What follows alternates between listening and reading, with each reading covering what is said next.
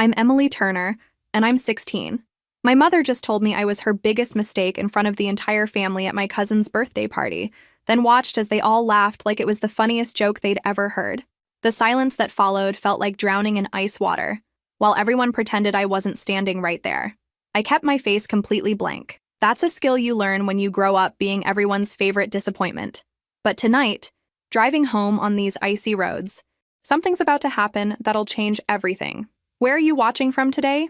Drop your location in the comments below and hit that like and subscribe button if you've ever felt like the family scapegoat. You'll definitely want to stick around for what happened next. See, growing up as Linda Turner's accident wasn't exactly a fairy tale. She had me at 16, and somehow that became my fault. Every argument, every struggle, every disappointment in her life got traced back to one moment: me existing. If I hadn't gotten pregnant with you, was how most of her sentences started. The ending was always creative. Today, it was, I could have been something. The family gathering was at Uncle Rick's house, celebrating my cousin Madison's sweet 16. The irony wasn't lost on me that Madison was the same age Mom was when she had me, but Madison's birthday was cause for celebration while my birth was apparently a catastrophe worth discussing 16 years later. Linda had found her audience in the kitchen while I grabbed a soda from the fridge. My aunts were hanging on her every word as she held court by the counter. Emily was my wake-up call, she announced, gesturing with her wine glass. Showed me exactly what not to do with my life. The laughter that followed made my stomach twist, but I'd learned not to react. That just gave them more ammunition. At least you figured it out, Aunt Carol said, patting Linda's shoulder.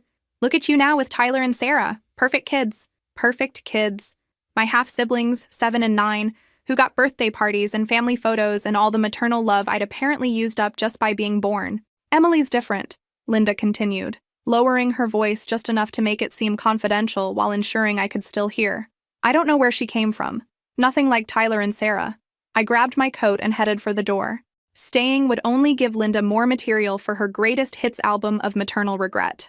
Leaving already? Uncle Rick called out as I passed the living room. School night, I lied smoothly. It was Saturday. The drive home was supposed to be 20 minutes on country roads I'd traveled 1,000 times. But February in Michigan means black ice, and my mom's ancient Honda wasn't exactly built for winter weather. I was being careful, going slow, thinking about everything I just heard. Then I hit that patch of ice on Miller Road. Time slowed down as the car spun toward the concrete bridge abutment. I had just enough time to think that this was probably going to hurt before everything went black. The first thing I heard was beeping. Rhythmic, persistent beeping that pulled me out of darkness like a rope dragging me up from the bottom of a lake. The second thing I noticed was that I couldn't feel my legs. She's waking up. A woman's voice, professional and calm. I tried to speak, but my throat felt like sandpaper. A straw appeared at my lips, and I managed a few sips of water before attempting words. What happened? My voice came out as barely a whisper. You were in a car accident, honey. You hit some ice and went into a concrete barrier. Do you remember? Fragments came back. The party. Linda's words. The spinning car. How bad? The nurse's expression shifted slightly. You have some serious injuries, Emily. We need to run more tests, but right now we need permission for emergency surgery. That's when I heard my mother's voice from somewhere nearby, sharp and angry. I already told you people I'm not authorizing anything. That girl has been nothing but trouble since the day she was born. My blood turned to ice. Even for Linda, this was cold. Ma'am, your daughter could die without this surgery. A man's voice responded, firm and professional. Then maybe that's for the best. Linda's response was so casual, so matter-of-fact, that I wondered if I was hallucinating. I'm not spending another dime on that mistake. Let someone else deal with her for once.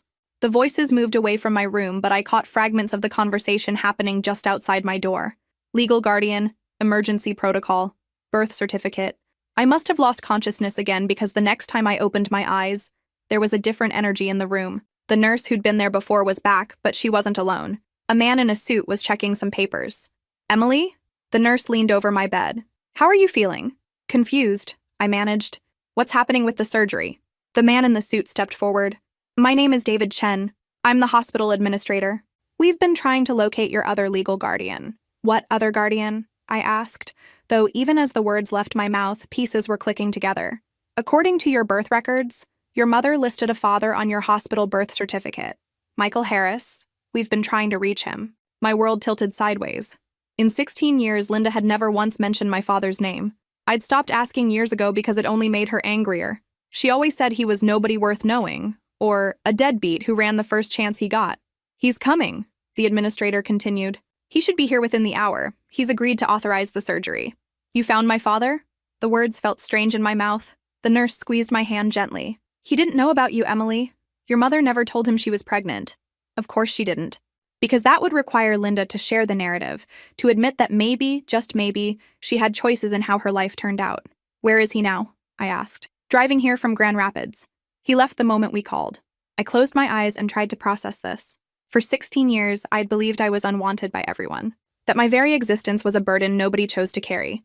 But somewhere out there was a man who'd just found out he had a daughter and was racing through the night to save her life. The irony was almost funny. Linda had spent years telling me my father was worthless, that he'd abandoned us without a second thought. Turns out the only parent who'd abandoned me was the one tucked safe in her bed tonight, probably sleeping peacefully now that her problem might finally be solved. At 2:47 a.m., I heard footsteps running down the hospital corridor. Fast, purposeful footsteps that stopped just outside my room. A voice I'd never heard before was asking rapid-fire questions. Is she okay? Is she conscious? What exactly happened? The administrator's voice responded with medical terms and legal requirements, but what I heard underneath was relief. Someone had come. Someone who didn't know me from anyone had dropped everything and driven through the night because I existed. The door opened and a man stepped inside. Tall, dark hair streaked with gray, wearing a wrinkled dress shirt and jeans like he'd grabbed whatever clothes were closest. His eyes found mine immediately, and I saw something I'd never seen directed at me before. Immediate, fierce protectiveness. Emily? He approached my bed carefully, like I might break if he moved too fast. I'm Michael. I'm your... He stopped, clearly unsure what to call himself. My father, I said quietly. The word felt foreign, but not wrong. Yes. His voice cracked slightly. I had no idea you existed until 2 hours ago, but I need you to know that I'm here now. Whatever you need, whatever this costs, whatever has to happen, I'm here. I studied his face, looking for traces of myself. The nose, maybe? Definitely the eyes. But more than physical similarities, there was something else. He was looking at me like I mattered, like my life had value. Where have you been? I asked, not accusingly, just needing to understand. Michael's expression darkened. Your mother never told me she was pregnant. I thought, we dated for a few months when we were 16. When she suddenly stopped returning my calls, I figured she'd moved on. Kids that age, you know? I tried reaching out a few times, but she was always too busy or had other plans. So you never knew. I swear to you, Emily, I never knew. If I had... He stopped and took a shaky breath. We're going to have plenty of time to talk about all of this. Right now, you need surgery. The surgeon appeared in the doorway, clearly eager to get started now that the legal hurdles were cleared. Mr. Harris, we need to move quickly. Michael turned to me. I'm going to sign whatever they need me to sign. When you wake up, I'll still be here. It was such a simple promise, but it hit me like a truck. When you grow up with a mother who treats your existence like a daily inconvenience, having someone promise to stick around feels revolutionary. Okay, I whispered. As they wheeled me toward surgery, I caught a glimpse of Michael in the hallway, already on his phone. Cancel everything, he was saying to whoever was on the other end. Family emergency. I don't know when I'll be back. Family emergency. Like I was family, like I was worth disrupting his entire life for. Just before the anesthesia took hold, I had a moment of perfect clarity. For 16 years, I'd thought I was unwanted, because the one person who was supposed to love me treated me like a burden. But that wasn't the whole story. The whole story included a father who'd been kept in the dark and who'd moved heaven and earth the moment he found out I existed. Maybe I wasn't as alone as I'd always believed. Consciousness came back in pieces. The beeping machines first, then the familiar antiseptic smell, then the awareness that my body felt different. Heavier somehow, but also strangely peaceful. I opened my eyes to soft afternoon light filtering through hospital blinds. My head felt clearer than it had in, well, maybe ever. And sitting in the chair beside my bed, exactly where he'd promised he'd be, was Michael. He looked like he hadn't slept, but when he saw me wake up, his whole face transformed. Hey there, he said softly. How are you feeling? Like I got hit by a truck, I said, then paused. Actually, more like I hit a truck. He laughed, which surprised me.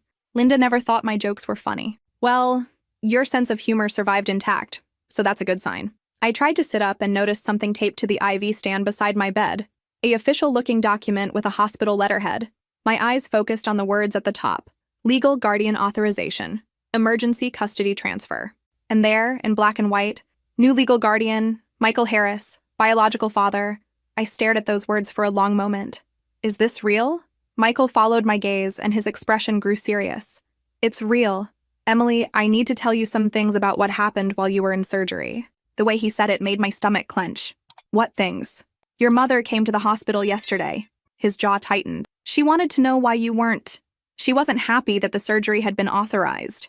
That was probably putting it mildly. I could imagine Linda's reaction to discovering her problem had been solved by someone else's intervention. What did she say?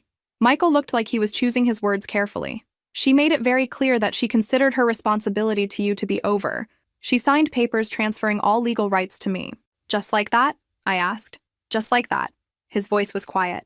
Emily, I think there are things you need to know about how you've been living, things I'm only starting to understand. Over the next hour, Michael told me what he'd learned from doctors, social workers, and hospital administrators. How I'd been brought to the emergency room with no insurance despite Linda having good coverage for Tyler and Sarah. How this wasn't the first time I'd been treated at this hospital. There were records going back years of injuries and illnesses where I'd been brought in as a self-pay patient while my siblings had full coverage. The social worker showed me your school records, Michael said, his voice tight with controlled anger. Perfect attendance, honor roll, but no parent ever attended a single conference or school event. I shrugged. Linda was always busy with Tyler and Sarah's stuff. That's not normal, Emily. That's not how parents are supposed to treat their children. It was strange hearing someone else say what I'd always suspected, but never let myself fully acknowledge. In the Turner family narrative, I was the difficult one, the burden, the source of all problems. Having someone look at the same facts and reach completely different conclusions felt like stepping into an alternate universe. So what happens now? I asked. Michael leaned forward. Now you get better. And when you're ready to leave this place, you come home with me. Home? I have a house in Grand Rapids. House. It's quiet. Probably boring compared to what you're used to. I work a lot, but I can change that. He paused. Emily, I know this is all overwhelming. You don't know me and I don't know you, but I'd like to try to fix that if you're willing. I looked at this man who'd literally appeared out of nowhere to save my life, who'd spent 16 years not knowing I existed, but who'd immediately stepped up the moment he found out, who was looking at me like I was something precious rather than something to be endured. What kind of work do you do? I asked. I own a software company. We develop security systems for businesses. He smiled. It's not as boring as it sounds. At least I hope it's not. Is that why you could just cancel everything and come here? Being your own boss has its advantages, he said. But honestly, Emily, even if I'd had to quit my job to be here, I would have. You're my daughter. That means something to me. Daughter. Not burden, not mistake, not problem to be solved. Just daughter. For the first time in my life, I felt like I belonged somewhere. The next few days in the hospital gave Michael and me time to piece together my life story, and the picture that emerged wasn't pretty. He'd been gathering information like a detective, talking to doctors, reviewing records, asking questions I'd never thought to ask myself. Your birth certificate lists me as the father, but your mother never applied for child support, he told me on my third day post-surgery. I never received any legal notices, any requests for financial assistance, nothing. Why would she do that? I asked, though I had my suspicions. Because accepting help from me would have meant admitting she had options? It would have complicated her narrative, the narrative. Linda's favorite story about how her life had been ruined by teenage pregnancy, how she'd been abandoned and left to struggle alone. Except none of that was true. She'd chosen to struggle alone. She'd chosen to keep me isolated from the one person who might have made things easier for both of us. The school counselor called me yesterday, Michael continued. Apparently you've been meeting with her regularly. Something about college applications? I felt my face flush. I've been looking into scholarships. My grades are good enough for academic aid, and I thought maybe what? Maybe I could get out. Michael's expression softened. Emily, what did you want to study? Engineering, maybe, or computer science. I like solving problems, figuring out how things work. I shrugged. But that was just dreaming. Linda made it pretty clear that paying for college wasn't in the budget. What about for Tyler and Sarah? I stared at him. What do you mean? Has your mother made any college plans for them? The question hit me like cold water. Of course she had. Tyler was only 9, but Linda had already started a college fund for him. Sarah had a savings account specifically labeled Future Education. I'd seen the statements on Linda's desk. Oh, I said quietly. Your mother has been systematically excluding you from the family financial planning while positioning herself as a struggling single parent, Michael said, his voice tight with anger. Emily, did you have a bedroom in your house? I sleep on the couch mostly, I admitted. My room is more like storage now. Michael was quiet for a long moment. When he spoke again, his voice was carefully controlled. That's not how families work, sweetheart. That's not how children should be treated, sweetheart. The casual endearment made my chest tight. Linda had never used pet names with me. I was always just Emily, said with varying degrees of irritation. Mr. Harris? A knock on the door interrupted us. I'm Janet Morrison from Family Services. I'd like to speak with both of you. The social worker was a kind-faced woman in her 50s who settled into the chair across from my bed with a thick folder. Emily, I've been reviewing your situation, and I want you to know that what happened here, your mother's refusal to authorize medical care, is legally considered medical neglect. Combined with the other evidence we've gathered about your living situation, this case would typically result in removal from the home. What other evidence? I asked. The educational neglect, the housing situation, the exclusion from family medical coverage despite available resources. She looked at Michael. However, since your biological father has stepped forward and is requesting custody, and since your mother has voluntarily relinquished her parental rights, we can avoid the foster care system entirely. Michael leaned forward. What do I need to do to make this official? We'll need background checks, a home study, and temporary supervision. But honestly, Mr. Harris, this is the best case scenario for everyone involved. Janet looked at me. Emily, how do you feel about this arrangement? I thought about it. 3 days ago, I'd been the unwanted daughter living on borrowed time in a house where I didn't belong. Now I was being asked if I wanted to live with a father who'd moved heaven and earth to save my life. I think I'd like to try, I said. On my 4th day in the hospital, Linda finally showed up. I heard her voice in the hallway first, that particular tone she used when she was trying to sound reasonable while being completely unreasonable. I just want to see if she's manipulating him the way she's manipulated everyone else. Michael had left briefly to handle some business calls, so I was alone when she appeared in my doorway. She looked exactly the same, blonde hair in perfect waves, makeup flawless, wearing the kind of outfit that said, responsible suburban mother. The costume had always been convincing. Well, she said, not bothering to come closer to the bed. You certainly landed on your feet, didn't you? Hello, Linda. Her mouth tightened at the use of her first name instead of Mom. But honestly, the woman had forfeited the title when she told a hospital she'd rather let me die than pay for surgery. Don't think this changes anything, she continued. You're still exactly what you always were, an inconvenience that someone else has to deal with now. I know, I said calmly. The difference is he wants to deal with it. Linda's face flushed. You don't know him at all. Give it a few months and he'll see what I've been dealing with all these years. You're difficult, Emily. You're ungrateful and demanding and yet somehow I managed to maintain a 4.0 GPA while living in a house where I was treated like an unwanted guest, I interrupted. Funny how that works. The door opened and Michael stepped back into the room. His expression went cold the moment he saw Linda. I thought I made it clear you weren't welcome here, he said quietly. She's still my daughter, Linda snapped. No, Michael's voice was steel. According to the papers you signed, she's not. You gave up that right when you told the doctors you'd rather let her die than authorize surgery. Linda's composure finally cracked. You have no idea what I've sacrificed for that girl. 16 years of my life, my hopes, my dreams, your choices. Michael cut her off. Every single one of them was your choice. You chose not to tell me I had a daughter. You chose to exclude her from your family. You chose to make her feel unwanted and unloved. His voice grew harder with each word. And when she was dying, you chose to walk away. You think you're rescuing her? Linda's voice turned vicious. Wait until you see what she's really like.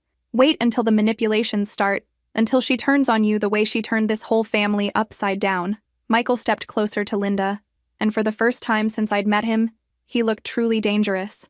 Let me be very clear about something, he said, his voice low and controlled. Emily didn't turn anything upside down. She was a child who deserved love and protection, and instead she got you. But that ends now. Linda's eyes darted between Michael and me, and I saw something I'd never seen before. Uncertainty. For 16 years, she'd controlled the narrative about my life, about my worth, about my place in the world. But suddenly there was someone else in the room who saw things differently. This isn't over, she said, but her voice lacked conviction. Actually, it is, Michael replied.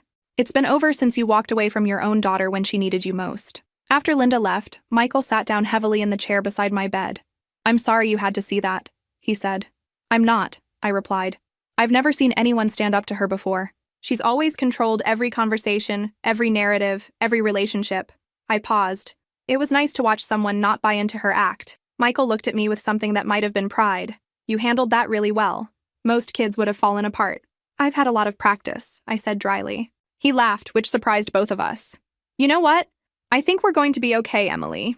For the first time in 16 years, I thought he might be right. 2 weeks later, I was finally cleared to leave the hospital. Michael had spent every day getting to know me, and honestly, it was weird having someone actually interested in my opinions about things. He asked what music I liked, what books I read, whether I preferred morning or night. Basic stuff that Linda had never bothered to learn in 16 years. "Ready to see home?" he asked, wheeling me toward his car in the hospital wheelchair I didn't really need anymore. "You're home," I corrected. "I'm just visiting until we figure this out." Michael stopped pushing the wheelchair. "Emily, look at me."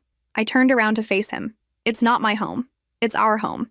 There's a difference. Our home." The words felt foreign and warm at the same time. The drive to Grand Rapids took about an hour, and Michael used the time to tell me about his life. He'd started his software company when he was 25 with nothing but a computer and an idea.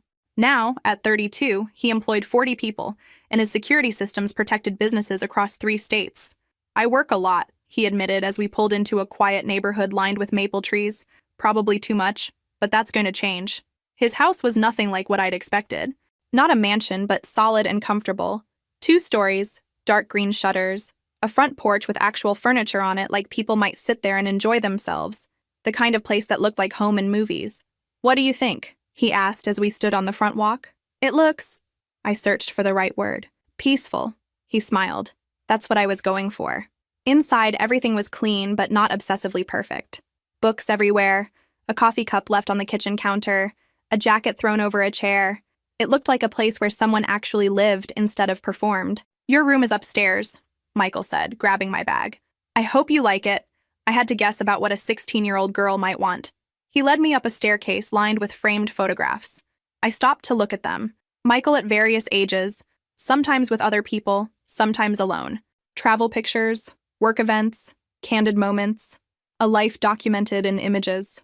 "You take a lot of pictures," I observed. "I like capturing moments," he said, "especially the good ones." The room he showed me was 3 times the size of the space I'd had at Linda's house. A real bed with a headboard, a desk by the window, empty bookshelves waiting to be filled, and a dresser that was actually mine to use. On the desk was a brand new laptop. "I thought you might need it for school," Michael explained when he saw me staring at it, "and I figured you could use it to research colleges too." "Michael, this is too much." "Emily," he said seriously, "this is the bare minimum of what you deserve. This is how parents are supposed to provide for their children. What do you think will happen next?" Drop your thoughts in the comments below and make sure you're subscribed because Emily's story is about to take an incredible turn. That night, over dinner that Michael had actually cooked instead of ordering takeout, he told me about the legal proceedings that were moving forward. "The state is pursuing criminal charges against your mother," he said carefully. "Medical neglect, educational neglect, child abandonment. The case is pretty solid. What does that mean for her? Fines, possibly probation, definitely a permanent record. But Emily, there's something else." He hesitated. "We found out she's been claiming you as a dependent on her taxes while providing almost no financial support. That's fraud." Of course it was. Linda had found a way to benefit from my existence while doing everything possible to make me feel like a burden. The good news is that the court case is moving quickly. Your mother isn't contesting the custody transfer, so we should have everything finalized within a month. And then what? Then you're officially my daughter, and we figure out this whole family thing together. Family thing. Like it was something we were both learning instead of something I was supposed to automatically know how to do. Living with Michael was like learning a foreign language, not because he was difficult, but because everything worked differently than what I was used to. When I did well on a test, he celebrated. When I had a bad day, he asked what was wrong instead of telling me to stop being dramatic. When I forgot to load the dishwasher, he just did it himself without a lecture about responsibility and gratitude. It was unsettling, honestly. I kept waiting for the other shoe to drop. "You're jumpy," he observed one evening while we were watching a movie. "Every time I get up, you tense up like you're expecting bad news." He wasn't wrong. At Linda's house, sudden movements usually meant someone was angry about something I'd done or failed to do. "I'm still adjusting," I said. "Take all the time you need," Michael replied. "But Emily, you need to understand something. You're safe here. I'm not going anywhere, and I'm not changing my mind about wanting you here." "How can you be sure?" I asked. "You barely know me." "I know enough," he said confidently. "I know you're smart and resilient and funny. I know you've been carrying responsibilities that should never have been on your shoulders. I know you deserved better than what you got for 16 years. He paused. "And I know that being your father is the best thing that's ever happened to me, even under these circumstances." The casual way he said it, like it was just a fact rather than a declaration, made my throat tight. "Can I ask you something?" I said. "Anything. What would have happened if Linda had told you about me when I was born?" Michael was quiet for a long moment. "I would have stepped up immediately," he said finally. "I would have wanted to be part of your life, help support you, be there for the important stuff, your first steps, first words, first day of school." His voice grew sadder. "I would have made sure you knew every single day that you were wanted and loved." "Even at 16? I asked. "Even when you were just a kid yourself?" "Especially then," he said. "Emily, when I was 16, I was already thinking about my future, about what I wanted to build with my life. Having a daughter would have changed my plans, but it would have made them better, not worse." I thought about Linda at 16, how she'd talked about me ruining her dreams instead of changing them. The difference in perspective was staggering. "Do you think she knows that?" I asked. "That she had choices?" "I think your mother has spent 16 years convincing herself that she was a victim so she wouldn't have to take responsibility for her decisions," Michael said. "But that's her problem to solve, not yours." That weekend, Michael took me shopping for things I'd need for my new room, not just necessities, but things I actually wanted. Books, art supplies, decorations that reflected my taste instead of someone else's idea of what a teenage girl should like. "What's your favorite color?" he asked as we stood in the paint section of Home Depot. No one had ever asked me that before. At Linda's house, everything was beige or white because those colors were sophisticated and timeless. "Blue," I said. "Like ocean blue?" "Then let's paint your room blue." Just like that. No discussion about resale value or how it might look to guests. Just my preference, treated like it mattered. As we loaded paint cans into the cart, I realized this was the first time in my life that my wants had been considered equally valid as everyone else's. The court hearing was scheduled for a Thursday morning in March. Michael had hired a lawyer, but honestly, it seemed like a formality at this point. Linda had signed away all her parental rights. The state had documented the neglect, and I'd made it clear to everyone involved that I wanted to stay with Michael. Still, I was nervous. What if she changes her mind? I asked Michael as we walked into the courthouse. "She can't," he said firmly. "The rights termination is already processed. Today is just about making my custody official." The courtroom was smaller than I'd expected, more like a conference room with fancy furniture. Linda was already there with a lawyer who looked like he'd rather be anywhere else. She didn't look at me when we walked in. Judge Morrison was a serious woman in her 50s who'd clearly read all the paperwork thoroughly. "Miss Turner," she said to me, "I understand you've been living with Mr. Harris for the past month. How has that been?" "Good," I said, then realized that wasn't very descriptive. "I mean, really good. He's been the kind of parent I always hoped I might have someday." "Can you elaborate on that?" I glanced at Michael, who nodded encouragingly. "He listens to me. He cares about my opinions and my goals. He makes me feel like I belong somewhere instead of like I'm just being tolerated." Judge Morrison looked at Linda. "Mrs. Williams, do you have anything to say regarding this custody arrangement?" Linda's lawyer whispered something to her, then stood. "Your Honor, my client believes this arrangement is in Emily's best interests." That was it. No emotional goodbye, no expression of regret, no acknowledgement that she was permanently severing her relationship with her oldest daughter. Just a legal statement delivered through her attorney. "Very well," Judge Morrison said. "Based on the evidence presented and the voluntary termination of parental rights by the biological mother, I hereby grant full custody of Emily Sarah Turner to Michael James Harris. Mr. Harris, you are now Emily's legal guardian with all the rights and responsibilities that entails." She banged her gavel, and just like that, it was done. As we left the courthouse, I caught a glimpse of Linda getting into her car. She still didn't look at me. 16 years of my life, and she couldn't even manage eye contact on the day she legally stopped being my mother. "How do you feel?" Michael asked as we reached his car. "Free," I said, and realized I meant it. "Good," he said, "because we have one more stop to make." He drove to the social services building where Janet Morrison was waiting for us with a thick manila folder. "Emily, I wanted to give you this," she said, handing me the folder. "It's everything we compiled during the investigation. Medical records, school records, financial documents, witness statements. I thought you might want to understand the full scope of what was happening in your previous living situation." I hefted the folder. It was heavier than I'd expected. "Take your time reading through it," Janet continued. "And remember, none of what's documented in there is your fault. You were a child in an impossible situation. That night, I sat on my new bed in my blue room and read through every single page of my file. The picture that emerged was even worse than I'd thought. The documents told a story I'd been living but had never seen from the outside. Medical records showing that Tyler and Sarah had regular checkups, vaccinations, and dental care, while I had sporadic emergency visits only. School records showing that Linda attended every parent conference for my siblings, but had missed every single one of mine. Financial records showing that she'd claimed me as a dependent for tax purposes while excluding me from family health insurance. But the witness statements were the most revealing. My third-grade teacher had noted concerns about my appearance and behavior. Emily often seems hungry and tired. She's an excellent student, but appears to receive little support at home for academic achievement. A neighbor had reported seeing me walking to school in winter without proper clothing while observing that my younger siblings were always dressed appropriately for the weather. Linda's own sister had provided a statement describing family gatherings where I was consistently excluded from group photos and family activities. The pattern was clear and documented. Systematic exclusion disguised as normal family life. Michael knocked on my door around 10 o'clock. "How are you doing with all that?" he asked, nodding toward the scattered papers. "It's weird seeing it written down," I said, "like having someone else confirm that I wasn't imagining things." "You weren't imagining anything," Michael said firmly. "Emily, what was done to you was wrong. It was cruel and it was calculated, and none of it was your fault." I picked up one of the financial documents. "Did you know she was getting child support from the state for me? Money that was supposed to help with my care?" Michael's expression darkened. "I saw that. She was receiving aid based on claiming to be a struggling single mother while having a stable marriage and two-income household. Where was that money going?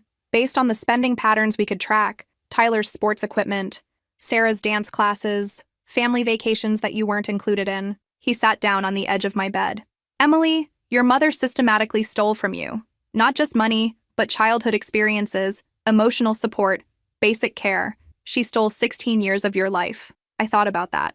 16 years of believing I wasn't worth loving, that I was the problem, that I was somehow fundamentally flawed in a way that made people not want me around. "Can I ask you something?" I said. "Always."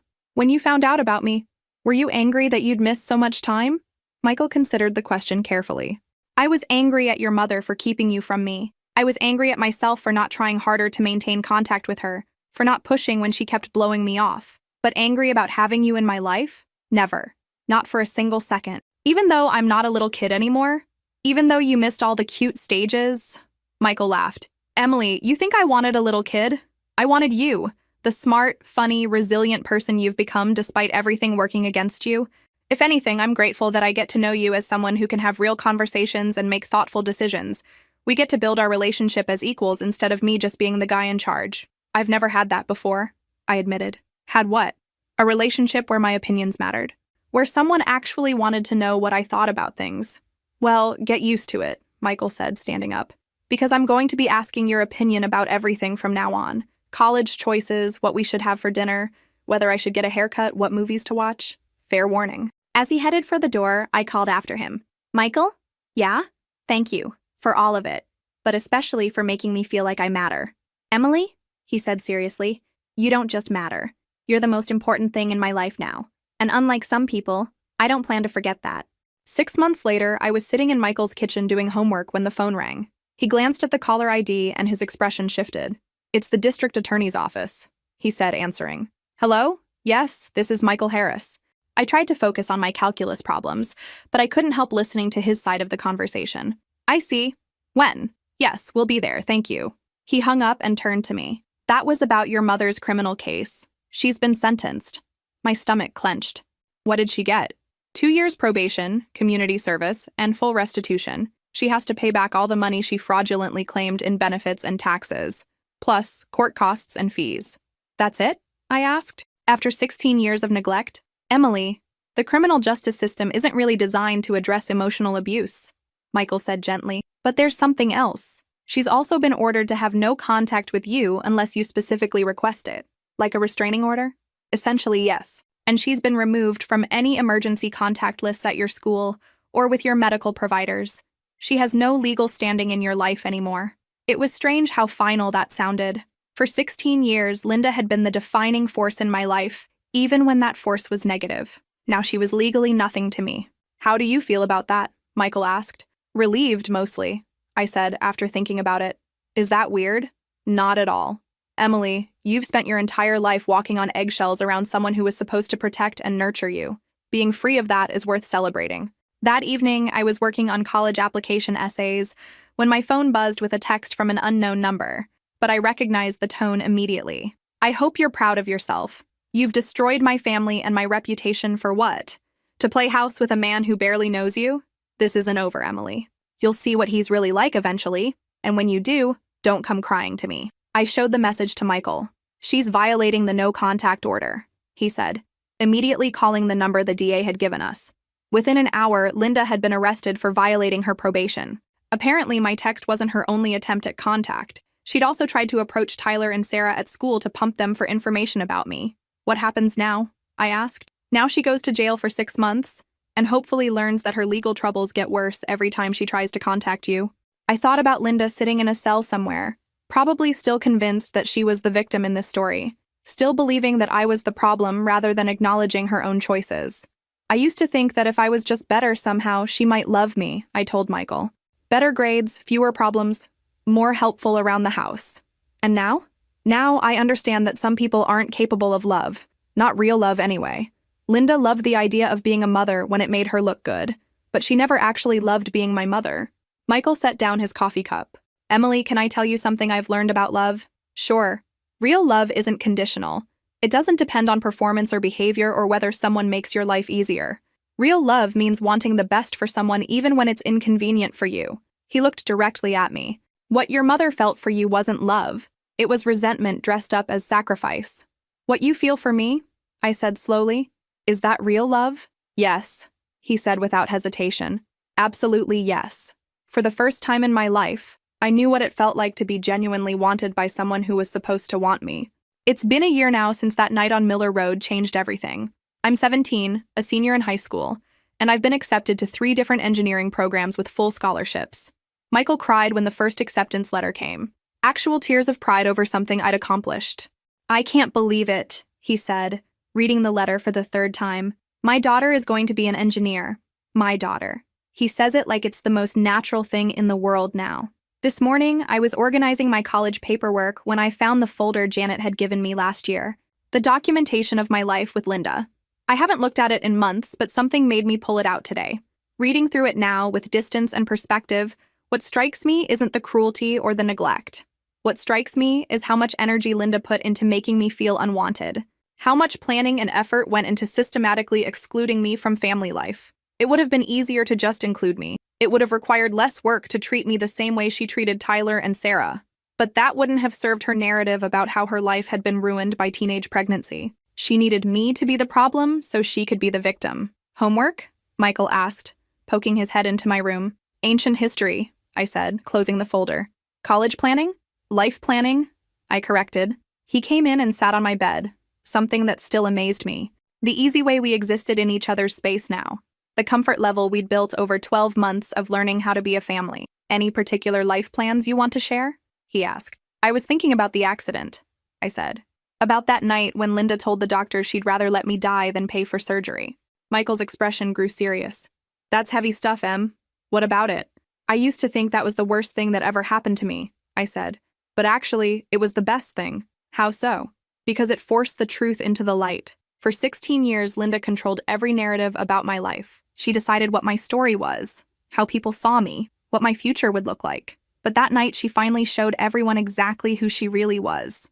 I thought about the chain of events that followed, how the hospital had to find Michael, how he'd raced through the night to save a daughter he didn't know existed, how he'd immediately stepped up without question or hesitation. If Linda had just authorized the surgery, I might have gone home with her and spent the rest of my childhood believing I was unlovable, I continued. Instead, I found out that the reason I felt unloved had nothing to do with me. Michael reached for my hand. Emily, you are so loved. By me, by your teachers, by the friends you've made here. You're not just loved, you're cherished. I know that now, I said. And that's what I mean about the accident being the best thing that happened to me. It didn't just save my life, it gave me a life worth living. We sat in comfortable silence for a moment, looking at the room that had become mine. Blue walls covered with photos and artwork and acceptance letters. A space that reflected who I was instead of who someone else thought I should be. Can I tell you something I've figured out? I said. Always. Family isn't the people who brought you into the world. Family is the people who fight to keep you in it. Michael smiled. That's very wise. I had a good teacher, I said. Later that evening, as I was finishing up my scholarship paperwork, My phone buzzed with a text from Tyler. Linda had finally allowed him to have my number, probably because she was tired of him asking about me. Emily, I miss you. Mom says you don't want to talk to us anymore, but I don't believe her. Can we visit sometime? I showed the message to Michael. What do you think? He asked. I think Tyler and Sarah are kids who have a mother who lies to them about me just like she lied to me about everything else, I said. They deserve to know their sister, and they deserve to know the truth. And Linda? I thought about it. Linda made her choice that night in the hospital. She chose her narrative over my life. I can forgive her for that, but I don't need her in my life anymore. So what about Tyler and Sarah? I'd like to know them, I said. When they're old enough to make their own decisions about relationships, when they can visit here, where Linda's version of events doesn't dominate every conversation. I typed back to Tyler. I miss you too, buddy. When you turn 18, you're welcome here anytime. Until then, know that I love you and Sarah. And someday, we'll have a chance to be real siblings. As I sent the message, I realized something. I wasn't angry anymore.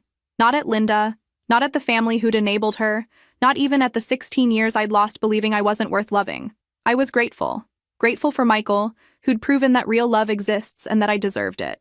Grateful for the strength I'd developed surviving Linda's rejection. Grateful for the clarity that came from almost losing everything. Most of all, I was grateful for understanding the difference between being someone's biological child and being someone's chosen daughter. Biology gave me Linda. Choice gave me Michael. And choice, it turns out, is what real family is built on. If this story resonated with you, make sure to like and subscribe. Sometimes the worst thing that happens to you turns out to be the best thing that could have happened. Sometimes family isn't about blood, but about who shows up when you need them most. And sometimes, when one door closes on your life, another door opens to something better than you ever imagined possible. I'm Emily Turner Harris now, and for the first time in my life, I know exactly where I belong.